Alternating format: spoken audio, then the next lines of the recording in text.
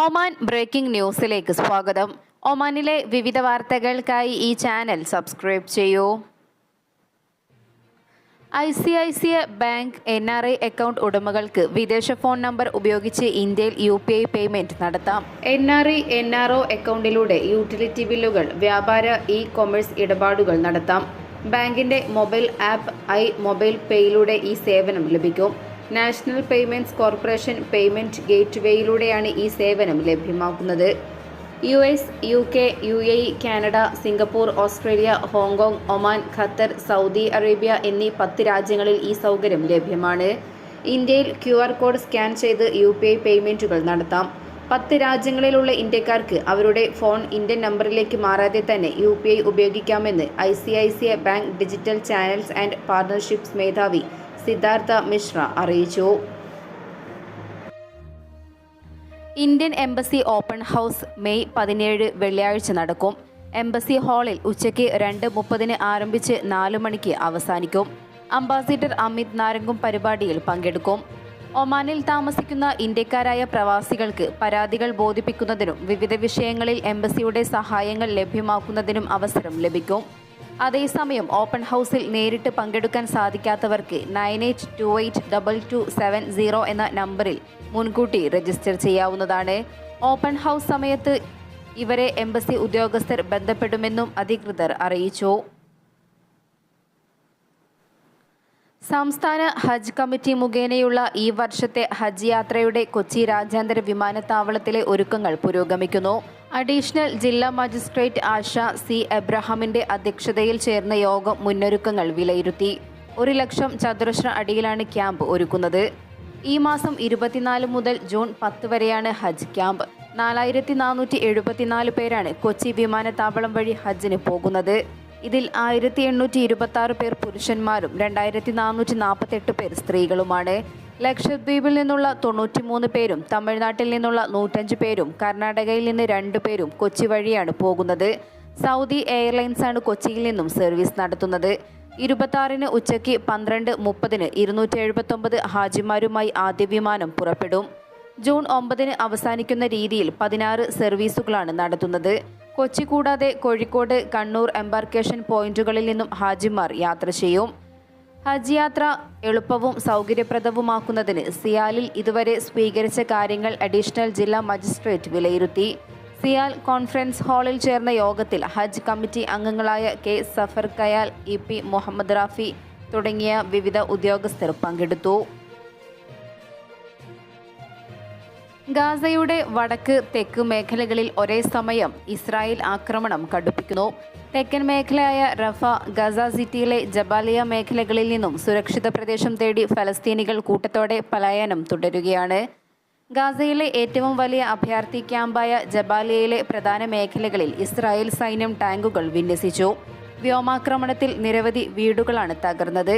Rafale ആക്രമണം ശക്തമാക്കിയതോടെ Hamas നേതാക്കൾ വടക്കൻ ഗാസയിൽ സ്വാധീനം വർദ്ധിപ്പിക്കാൻ ശ്രമിക്കുന്നു എന്ന് ആരോപിച്ചാണ് ജബാലിയ അഭയാർത്ഥി ക്യാമ്പ് ലക്ഷ്യമിട്ട് ആക്രമണം നടത്തുന്നത്.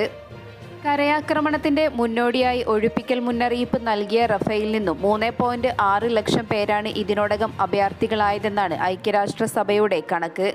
ആരോഗ്യമേഖല പൂർണ്ണമായും തകർന്ന അവസ്ഥയാണ്. ഗാസ മുനമ്പിലെ 36 ആശുപത്രികളിൽ 12 എണ്ണം മാത്രമാണ് ഭാഗികമായി എങ്കിലും പ്രവർത്തിക്കുന്നത്. റാഫയിലെ കുവൈറ്റ് ആശുപത്രിയിൽ നിന്നും ആരോഗ്യ വിഭാഗം ജീവനക്കാരോട് ഒഴിഞ്ഞുപോകാൻ ഇസ്രായേൽ ആവശ്യപ്പെട്ടു. പ്രദേശത്ത് അവശേഷിക്കുന്ന ഏക ആശുപത്രിയാണിത്. ഇന്ധനം ലഭിക്കാതെയായതോടെ ഖാൻ യൂനിസിന് സമീപമുള്ള യൂറോപ്യൻ ഗസ ആശുപത്രിയുടെ പ്രവർത്തനം നേരത്തെ നിലച്ചിരുന്നു.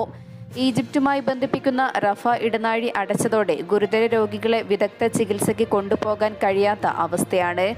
ഒക്ടോബർ 7-ന് തുടങ്ങിയ ഇസ്രായേൽ അധിനിവേശത്തിനിടെ ഇതുവരെ മരണപ്പെട്ടവർ 35,091.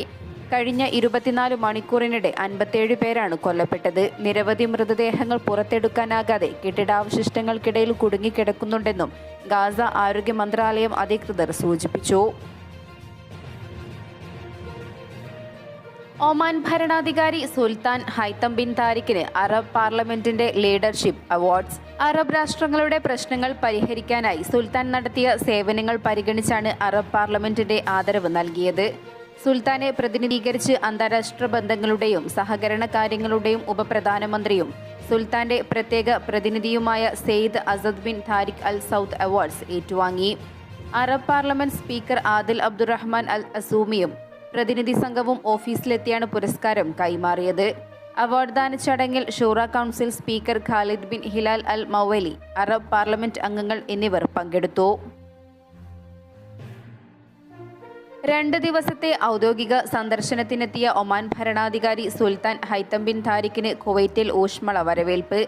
അമീരി വിമാനത്താവളത്തിൽ സുൽത്താനെയും പ്രതിനിധി സംഘത്തെയും കുവൈറ്റ് അമീർ ഷെയ്ഖ് മിഷ്അൽ അൽ അഹമ്മദ് അൽ ജാബർ അസബാഹ് നേരിട്ടെത്തിയാണ് സ്വീകരിച്ചത്.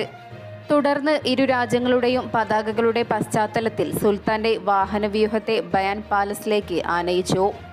ബയാൻ പാലസിൽ അദ്ദേഹത്തിന്റെ വരവിനെ സ്വാഗതം ചെയ്യാൻ പീരങ്കികൾ 21 വെടിയുതിർത്തു. കുതിരപ്പടയാളികളും കുവൈറ്റ് പരമ്പരാഗത കലാപരിപാടികളും ഇവിടെ ഒരുക്കിയിരുന്നു. സുൽത്താൻ കുവൈറ്റ് അമീറുമായി നടത്തിയ കൂടിക്കാഴ്ചയിൽ ഇരു രാജ്യങ്ങളും തമ്മിലുള്ള ഉഭയകക്ഷി ബന്ധങ്ങളും അവ മെച്ചപ്പെടുത്താനുള്ള മാർഗങ്ങളും ഇരുവരും ചർച്ച ചെയ്തു. പ്രാദേശിക അന്തർദേശീയ വിഷയങ്ങളിലുള്ള വീക്ഷണങ്ങളും കൈമാറി. സുൽത്താന്റെ സന്ദർശനത്തിന്റെ ഭാഗമായി ഒമാൻ കുവൈറ്റ് ബിസിനസ് ഫോറം സ്ഥാപിക്കുന്നതിനുൾപ്പെടെ 4 ധാരണാപത്രങ്ങളിൽ ഇരു രാജ്യങ്ങളിലെയും ഉദ്യോഗസ്ഥർ ഒപ്പുവെച്ചു. നേരിട്ടുള്ള നിക്ഷേപം, സ്റ്റാൻഡേർഡൈസേഷൻ പ്രവർത്തനങ്ങൾ, നയതന്ത്ര പഠനങ്ങൾ, പരിശീലനം എന്നീ മേഖലകളിലാണ് ധാരണയിലെത്തിയിരിക്കുന്നത്. ഒമാൻ ഇൻവെസ്റ്റ്മെന്റ് അതോറിറ്റിയും കുവൈറ്റ് ഇൻവെസ്റ്റ്മെന്റ് അതോറിറ്റിയും തമ്മിലുള്ള ധാരണാപത്രത്തിലും ഒപ്പുവെച്ചു. സുൽത്താന്റെ സന്ദർശനം ഉഭയകക്ഷി ബന്ധങ്ങളിൽ പുതിയ എഴുതിച്ചേർക്കലായിട്ടാണ് നിരീക്ഷകർ വിലയിരുത്തുന്നത്. പുതിയ അധ്യയന വർഷം കൂടുതൽ വിദ്യാർത്ഥികൾ പ്രവേശനം തേടിയെത്തിയതോടെ ഉച്ചയ്ക്ക് ശേഷമുള്ള ഷിഫ്റ്റുകൾ ആരംഭിക്കാൻ ഇന്ത്യൻ സ്കൂളുകൾ ഒരുങ്ങുന്നു. വിദ്യാഭ്യാസ മന്ത്രാലയത്തിന്റെയും ഇന്ത്യൻ സ്കൂൾസ് ബോർഡ് ഓഫ് ഡയറക്ടേഴ്സിന്റെയും അനുമതി ലഭിച്ചതോടെ മസ്കറ്റ്, ഡാർസെറ്റ് ഇന്ത്യൻ സ്കൂളുകളാണ് 2 ഷിഫ്റ്റുകളിലായി ക്ലാസുകൾ വികസിപ്പിക്കുന്നത്. KG മുതൽ 5ാം തരം വരെയുള്ള ക്ലാസുകളിലാണ് 2 ഇന്ത്യൻ സ്കൂളുകളും ഷിഫ്റ്റ് സൗകര്യം ഒരുക്കുന്നത്. ഇതുവഴി പുതിയ വിദ്യാർത്ഥികൾക്ക് പ്രവേശനം നൽകാൻ സാധിക്കുന്നതിനോടൊപ്പം നിലവിലെ വിദ്യാർത്ഥികൾക്ക് കൂടുതൽ സൗകര്യപ്രദമായ സമയം തിരഞ്ഞെടുക്കാനും അവസരമൊരുങ്ങും. നിലവിലെ വിദ്യാർത്ഥികളിൽ നിന്നും ഉച്ചയ്ക്ക് ശേഷമുള്ള ഷിഫ്റ്റിലേക്ക് മാറാൻ ആഗ്രഹിക്കുന്നവരിൽ നിന്നും അഭിപ്രായങ്ങൾ തേടി മസ്കറ്റ് ഇന്ത്യൻ സ്കൂൾ ഇതിനോടകം രക്ഷിതാക്കൾക്ക് സർക്കുലർ നൽകിയിട്ടുണ്ട്. ഡാർസെറ്റ് ഇന്ത്യൻ സ്കൂളിൽ നിന്നും വരും ദിവസങ്ങളിൽ സർക്കുലർ രക്ഷിതാക്കൾക്ക് അയക്കും. അതേസമയം ഡാർസെറ്റ് ഇന്ത്യൻ സ്കൂളിൽ ഈ മാസം 19 ഞായറാഴ്ച മുതൽ ഉച്ചയ്ക്ക് ശേഷമുള്ള ഷിഫ്റ്റ് ക്ലാസുകൾ ആരംഭിക്കും. ഉച്ചയ്ക്ക് 1:15 മുതൽ വൈകിട്ട് 5:30 വരെയായിരിക്കും ക്ലാസ് സമയം. നിലവിൽ ആദ്യ ഷിഫ്റ്റ് 12:45 അവസാനിക്കുന്നത്. മസ്കറ്റ് ഇന്ത്യൻ സ്കൂളിലെ ഷിഫ്റ്റ് ആരംഭിക്കുന്ന ദിവസവും ക്ലാസ് സമയവും വരും ദിവസങ്ങളിൽ പ്രഖ്യാപിക്കും. 2 സ്കൂളുകളിലും ഷിഫ്റ്റ് ക്ലാസുകൾ ആരംഭിക്കുമ്പോൾ ആദ്യഘട്ടത്തിൽ നിലവിലുള്ള അധ്യാപകർ തന്നെയാകും ക്ലാസ് എടുക്കുക.